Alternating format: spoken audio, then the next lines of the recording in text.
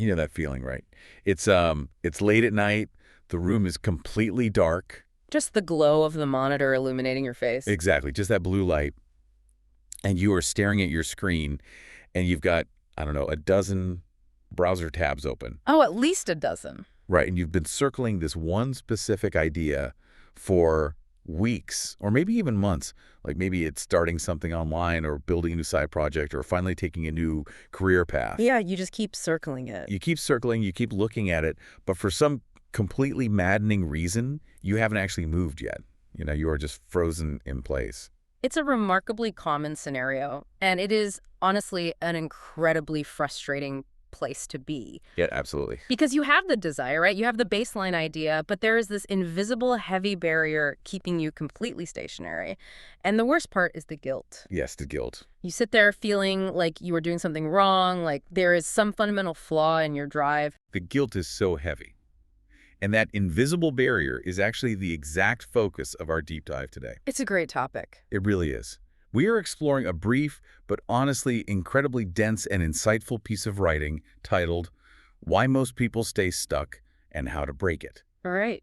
The mission here is to dissect the psychological anatomy of that hesitation. We're going to break down the author's exact roadmap for getting unstuck. Because the concepts we are diving into today, they completely flip conventional wisdom on its head. They really do. It takes this thing we all silently blame ourselves for and reframes it entirely. What makes this exploration so compelling is its analytical breakdown of human decision-making. It strips away all those superficial excuses we tell ourselves about why we aren't taking action. Yeah, all the lies we tell ourselves. Exactly. We are forced to look at the actual mechanics of our own hesitation, and when you see the gears turning behind your own paralysis, it's incredibly freeing. So let's get right into the biggest lie we tell ourselves, which is kind of where this whole concept begins. Right out of the gate. Yeah, the massive revelation right out of the gate is this. Being stuck is not a lack of motivation.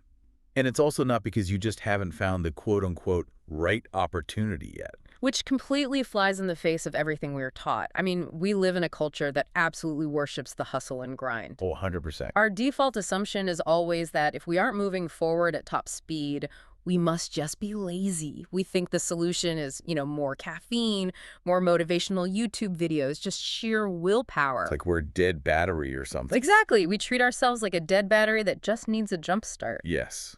We think we just need to push harder. But reading through this, I kept thinking of this physical analogy. Oh, lay it on me. So feeling stuck like this is essentially like sitting in your car in your driveway and you are just absolutely slamming your foot down on the gas pedal. Just flooring it. Right. You are revving the engine as hard as it will go. And that represents your motivation. Right. Okay, I see where you're going. And you are sitting there gripping the steering wheel. Your knuckles are white.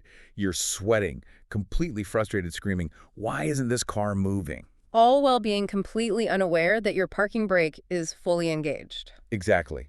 The parking brake is just yanked all the way up. You can almost smell the burning rubber in that scenario. Yeah. It perfectly captures the exhaustion of it all. You are burning fuel, you are making a ton of noise, and you are exerting tremendous emotional energy.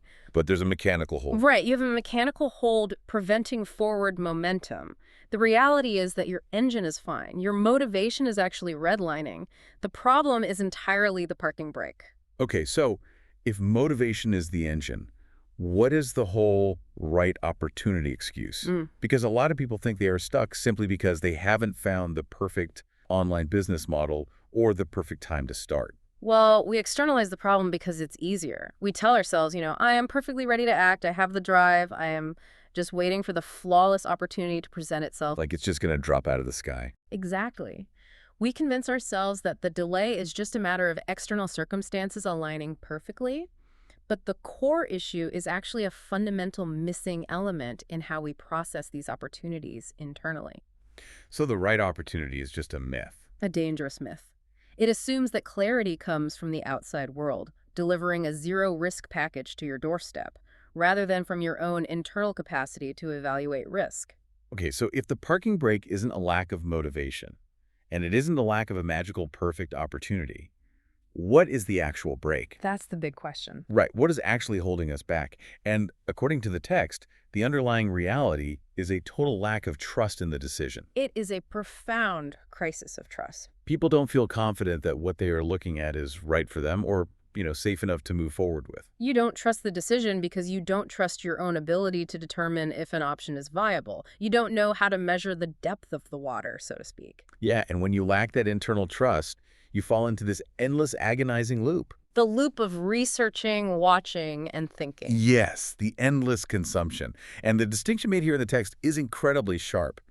People stay in this endless loop, not because they're avoiding action, but because they're trying to avoid regret. That's the key right there. But wait, I'm going to push back on this a little bit. Yeah.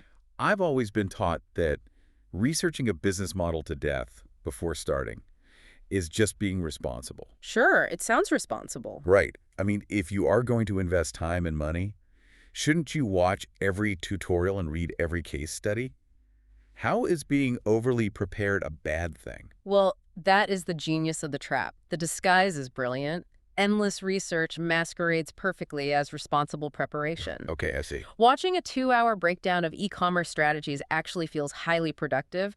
Your brain gets a little dopamine hit of accomplishment. For sure. You feel like you worked. But in this specific scenario, the research isn't preparation, it is a symptom. A symptom of what, exactly? Right. A symptom of not having a clear framework to evaluate the information you are gathering. If you don't have a structured way to filter the data, more information doesn't create more clarity. It just creates more noise. Exactly. Because you don't have a clear way to evaluate, every new option feels both incredibly promising and wildly uncertain at the same time. So you are really just hoarding information at that point. You are. You are reading articles, you are watching videos, but you don't actually know how to weigh the pros and cons against your own specific needs or your own budget or your own risk tolerance. So you aren't preparing to make an informed decision at all. No, you are desperately trying to guarantee a 0% chance of failure. You are trying to research your way out of the possibility of regret. Wow. Trying to research your way out of the possibility of regret, that hits so hard. It's the reality for so many people. Because you can't guarantee that an online project won't fail. You just keep reading about it instead of doing it. You aren't building a business. You are just building a massive cognitive shield against the feeling of making a mistake. You are using consumption as a defense mechanism against execution. And trying to avoid regret is a very different psychological state than simply avoiding action out of laziness. Right. Laziness is like laying on the couch. Laziness is relaxing. Exactly. Avoiding regret is an active, highly anxious state of paralysis. You are exhausted at the end of the day, even though you haven't built anything. So where does this leave us psychologically? Mm-hmm. The text talks about a very specific emotional landscape where this craps you. The danger zone. Yeah.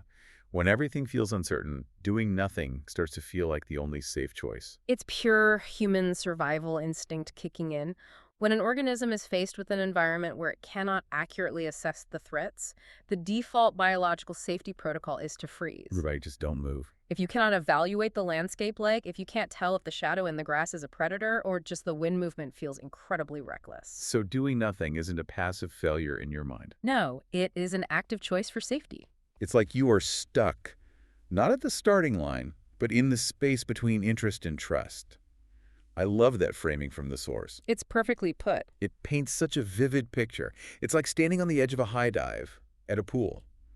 You climbed all the way up the ladder, so you are clearly highly interested in jumping into the water. Right, you want the thrill. You want to jump. Yeah. But you are standing at the very edge of the board, looking down. And because the water is murky or the lighting is bad, you can't quite see the bottom. You don't trust the depth. Exactly. Yeah. And the irony of the high dive is that the longer you stand there shivering on the edge, the more dangerous it actually feels. Oh, yeah. Your brain starts inventing rocks at the bottom of the pool. The anxiety just compounds. Right, because you are already off the ground. You aren't safely on the pool deck anymore. You are 30 feet up in the air. Which is terrifying. But because you lack that trust in the depth of the water, stepping off the board feels like a fatal risk. So what do? You just stand there. You just stand there, doing nothing, just shivering on the edge of the high dive, suddenly feels like the only logical, safe option available to you. That phrase, between interest and trust perfectly describes the modern trap of information overload. We are surrounded by incredibly compelling opportunities, especially online. Everywhere you look. You are interested enough to click, interested enough to read, interested enough to consume literally hundreds of hours of content. But the leap from consumer to creator. From observer to participant, yes, it requires a bridge. And that bridge is trust. Without the evaluative tools to build that trust, you are just stranded in that liminal space. Perpetually shivering on the diving board watching other people swim. Exactly. Man, it's exhausting just thinking about it. Standing on that board forever takes so much tension and energy. So if standing on the diving board is just a defense mechanism, how do we actually build the confidence to jump? How do we break the trap? Right, how we break this. Because the solution to this is completely counterintuitive to what the hustle culture gurus tell us. The immediate reaction for most people when they realize they are stuck is to try and force the jump. Just close your eyes and leap. But blind action isn't the escape route. Not at all. Breaking out does not come from pushing harder. The text tells you to stop revving the engine. The instruction is to actually take a step back instead. You have to step back. You shouldn't rush into the next shiny object or the next viral side hustle you see on your feed. The ultimate goal is to decide with clarity, not guesswork. So the real shift doesn't happen when the perfect online opportunity magically drops into your lap, but rather when you upgrade your own internal filter for looking at it. That is the crucial pivot. If the trap is uncertainty caused by a lack of an evaluation framework, the escape route cannot be more blind, panicked action. You can't just guess? You cannot guess your way out of the space between interest and trust. You have to step back and actually build the bridge. Escaping this trap comes from finally understanding how to look at an opportunity properly. Okay, let's unpack exactly how to do that. Because it's easy to say, just evaluate better. But what does that actually look like in practice? How do we upgrade this internal filter so we aren't just hoarding information anymore? The shift happens when you move from subjective fear to objective risk assessment. When you are stuck in the research loop, your questions are usually vague and anxiety-driven. Like, what if this doesn't work? Exactly. Or is this the perfect business model? Those are unanswerable questions. To build clarity, you have to replace those with a structured set of filters. So what is the first filter? Where do we start? The first filter is always the resource reality check. You have to look at the opportunity and objectively measure it against your current bandwidth. Okay, so time and money. Right. Does this online business require $5,000 of upfront capital or $50? Does it require 40 hours a week of active customer service, or can it be built with 5 hours a week on weekends? So instead of asking, is this a good business, you ask, does the operational reality of this business match the resources I currently have? Precisely. A dropshipping business might have incredible profit margins, but if it requires constant daily monitoring and you work a demanding full-time job, it's going to fail for you. That makes total sense. When you filter for resources first, you immediately eliminate 80% of the shiny objects distracting you. Not because they are bad opportunities, but because they are bad fits for your current reality.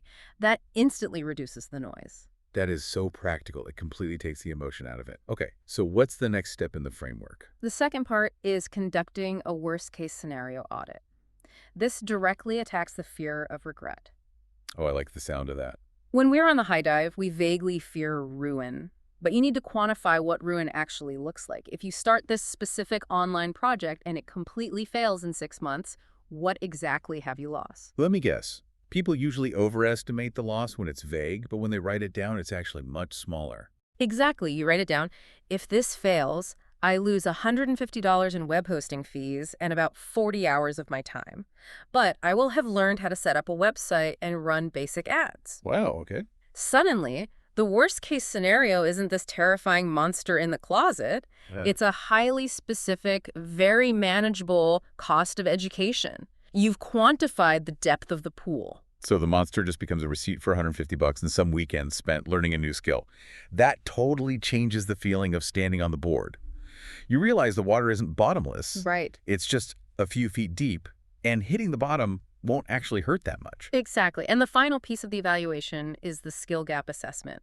You look at the core engine of the opportunity. What is the one skill required to actually make it work? Okay, so like, is it writing copy? Is it video editing? Networking, whatever it is. Yeah. You then ask yourself, do I have this skill or am I willing to learn it? Simple enough. If the business relies entirely on making highly edited viral TikToks and you hate being on camera and despise video editing, that opportunity goes in the trash. No matter how much money some influencer claims they made doing it. Exactly. You stop evaluating the claims of the marketing and you start evaluating the mechanics of the daily work. Right. When you combine these steps, matching your resources, quantifying the exact worst-case risk, and auditing the required skills, the guesswork entirely disappears. And when the guesswork disappears, trust is built. You finally know exactly what you were getting into. And when that trust is built, action just naturally follows. You don't have to force yourself to jump. Stepping off the board just becomes the logical next step. The paralysis is gone. You've got it. The transformation happens purely in this evaluation phase. Think about it. If you don't know how to evaluate, a terrible idea might look fantastic because of good marketing. Oh, all the time. And a brilliant, low-risk idea might look terrifying simply because it's new. Everything is a wild guess. Structured evaluation is the only antidote to that chaos. It replaces the agonizing anxiety of trying to avoid regret with the quiet confidence of systematic analysis. Exactly. This is such a monumental shift in perspective. And to actually put this into practice, you don't have to invent this evaluation system from scratch. Yeah, thankfully not. The source material we are working from today actually provides a complete structured guide to walking through this exact process. Yes, having a step-by-step guide is crucial here. It gives you the scaffolding to build that bridge between interest and trust. It forces you to stop scrolling and start actively measuring the opportunities in front of you. So if you are tired of being stuck on the diving board, you can find this exact structured guide to evaluating online business opportunities at seniorentrepreneur.hub.com for Evaluate Online Business Opportunities. It's a fantastic resource. It really is. You can go there and walk through the evaluation process at your own pace. Again, that is seniorentrepreneur.hub.com for Evaluate Online Business Opportunities. Using a tool like that shifts you from a passive consumer to an active evaluator. It's how you actually disengage the parking brake. It really is time to get off the diving board. But before we wrap up today's deep dive, we want to leave you with one final thought to mull over. Something to really think about. Yeah. We spent a lot of time today talking about how endless research is actually just a brilliant defense mechanism against making a mistake. You are sitting there, frozen in that liminal space between interest and trust, desperately trying to avoid the regret of making the wrong choice. It is an incredibly powerful human instinct to want to protect yourself from failure. Nobody wants to feel foolish or waste their resources. It is completely natural. But if endless research is just a shield against regret, ask yourself this. At what point does the regret of never starting finally outweigh the fear of making the wrong choice?